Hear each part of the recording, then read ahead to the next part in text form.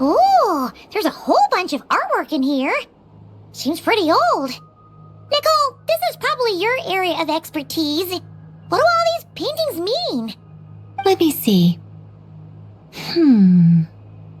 To understand these murals requires some knowledge of the history surrounding the War of Funerary Flame. I shared a little of this with Lauma before. Yes, I think I follow. The dispute between the Moon Sisters, the transformation by Nibelung.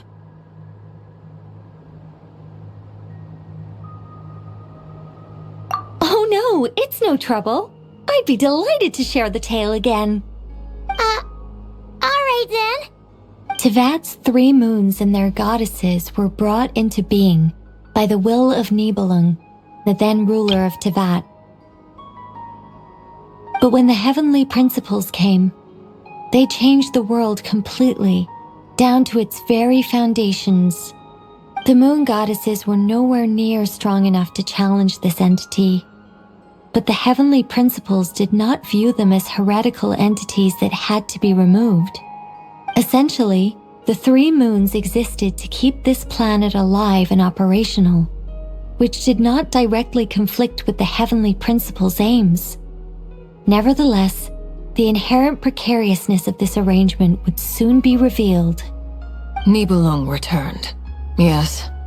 He did, and thus began the War of Funerary Flame, a battle for dominance between Nibelung and the heavenly principles. Discord would soon emerge between the 3 Moon Sisters. One would voice the opinion that they should follow Nibelung, for it was he who first hung the moons in the sky. Another would argue that taking sides in the conflict would only bring the world closer to ruin. There was no telling where it would lead, especially since their creator had returned, bearing the perilous power of the abyss. Nibelung would eventually discover their disloyalty. He had all 3 imprisoned before transforming the moons into weapons with which to fight against the heavenly principles. What? Weapons? Yes, the very moons that had once defended the planet became instruments of death and destruction, striking terror into the hearts of all living things.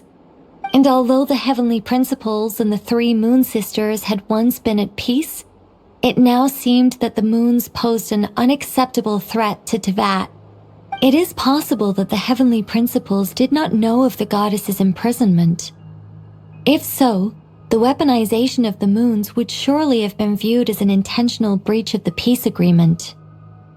Regardless of who knew what, when, the heavenly principles shattered 2 moons and flung the other beyond the skies.